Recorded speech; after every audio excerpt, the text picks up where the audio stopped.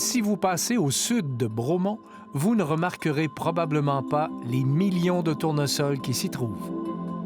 De fait, ils ont perdu leur couleur, mais ils amorcent dans le silence une dernière transformation. Oui, parce qu'on voit, là, ils ont la mine basse un peu, Exact. mais... Habituellement, là, il vaut à peu près à 6 pieds de haut.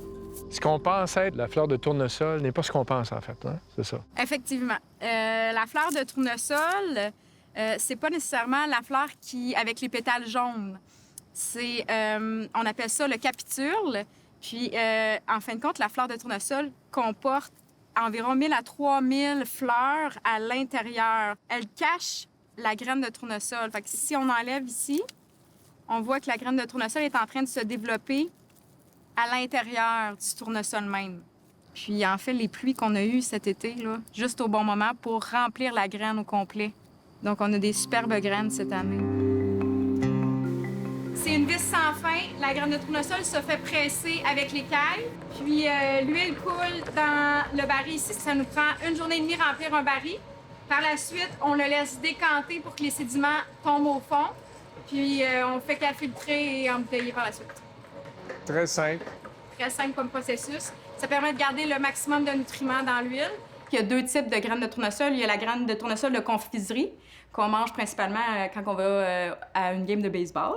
Et puis, il y a la graine de tournesol à l'huile qui est beaucoup plus petite et plus foncée. Si on compare, mettons, l'huile de tournesol à l'huile d'olive, c'est quoi les similarités? Puis, En fait, comparativement à l'huile d'olive, qui est très forte, l'huile de tournesol va prendre les épices et le goût que vous mettez dans vos recettes. Donc, elle est beaucoup plus versatile et polyvalente dans la cuisine. Nous, on produit l'huile de tournesol oléique, ce qui permet que le point de chaleur est plus élevé. Elle se compare à l'huile de canola. donc, pour sauter, il n'y a aucun Sauter les problème. légumes, il n'y a aucun problème. À Val-David, dans les Laurentides, de vaillants tournesols encore en fleurs accueillent les visiteurs. C'est là que nous rencontrons la chef Fanny Ducharme, qui utilise la graine de tournesol d'une façon unique. Comment on arrive à utiliser la graine de tournesol pour faire un risotto? Ça, c'est la création en cuisine. Ouais. On essaie de trouver des idées un peu folles, des idées qui sortent de l'ordinaire. On a essayé graines de tournesol, graines de citrouille, puis on a adoré la graine de tournesol, ce qui donne un beau croquant au risotto. On l'a apprêté vraiment comme un risotto. Donc, on a rôti les graines, nous avons déglacé ensuite, ben du beurre, ben de la crème, puis ben de l'amour, puis ça a donné un plat extraordinaire. C'est vraiment le fun, le contraste de texture, là. Très croquant encore, hein? Parce que visuellement, la graine de tournesol ressemble un peu au riz arborio, qui Ouais. est utilisé en règle générale dans le risotto. Oui. Fait que je me disais, c'est peut-être ça qui est la parenté, là. Mais c'est même pas de là l'idée. C'est même pas de là, vraiment juste, on voulait changer le riz pour autre chose. Bien, je pense que le faire avec la graine de tournesol, c'est beaucoup moins lourd. Le riz, en tant que tel, est beaucoup plus bourratif Ouais. qu'une graine, mettons. Puis probablement plus soutenant, parce que tu as plus de protéines dans la graine Ouais. de tournesol que tu en as dans le riz. Ouais. Bravo, c'est vraiment bon. Direction Quartier des spectacles à Montréal, au restaurant Lola Rosa. C'est un des plus vieux restaurants végétariens de Montréal. Et puis, on essaye de faire de la bonne bouffe, des plats un peu travaillés, des mijotés. On est connu pour nos super nachos. Des nachos servis avec une sauce aux graines de tournesol. Ouais, c'est une sauce qu'on met sur nos nachos, qui remplace un petit peu une sauce fromagée. Alors, on avait commencé avec la noix de cajou. Et puis, on avait un problème beaucoup de gens sont allergiques aux noix.